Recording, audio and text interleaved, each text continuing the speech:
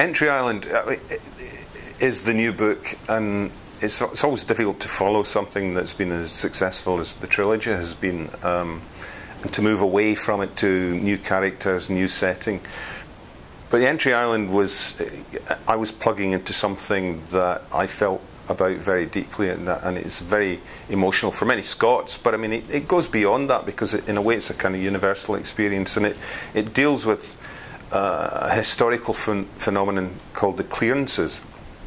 And this happened in the 18th, 19th centuries in Scotland, basically following the last Jacobite uprising, and the fact that the British government then prescribed, you know, Highland wear, kilts, bagpipes. The Gaelic people who spoke the Gaelic language were persecuted, and they basically broke up the old clan system that existed in Scotland. But what it did was it replaced it with a kind of, instead of clan chiefs, you had a new breed of landlords who came up from the lowlands of Scotland, who came up from England, took over the land, and obviously the people who lived on it. And they didn't want these people in their land because they were annoying. They didn't pay rent, or they wouldn't pay rent. They couldn't pay rent, in fact. They were very poor, living on the edge.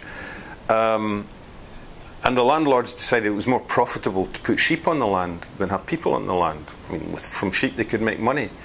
But they had problems about how to get rid of them. And so in the end, they resorted to violence. They used the law, but the law was an ass, basically. They exploited the law, and they forced people out of their houses. They set their thatched roofs on fire. They set the timbers on fire. They set their doors on fire, so they couldn't come back.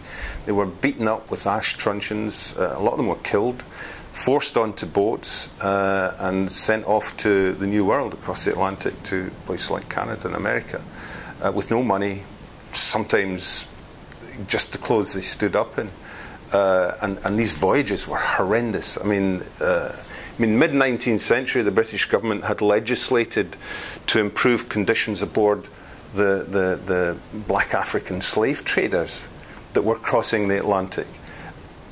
But those regulations didn't apply to those boats that these people, you know, these Highlanders were being forced to sail on across the Atlantic. Conditions in those voyages were horrific. And when they arrived in Quebec, for example, they would spend time on an island called Gros Isle for quarantine purposes. But I mean, people just died in their thousands there.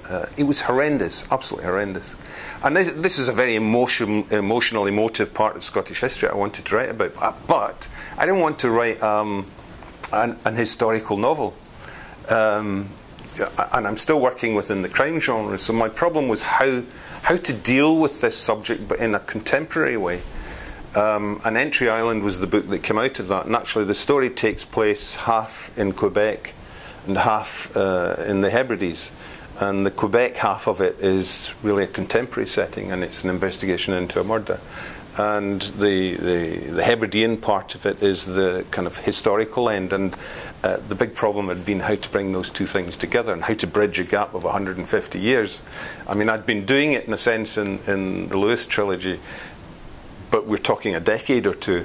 Here's 150 years. So that was a major challenge, and I hope that I've achieved that, and I feel at the end of the day that it's something special, but it speaks to everybody around the world. It's about who you are, where you came from, your roots, and how important they are now. I mean, even though you may not think about it initially as you're growing up, actually, you know, those people who survived the hell of things like the clearances, I mean, this is an experience that is repeated around the world, and survived it, and not only survived it, but successfully created a new life, actually gave us life, gave us a future, and we owe them a lot, and we should never forget that.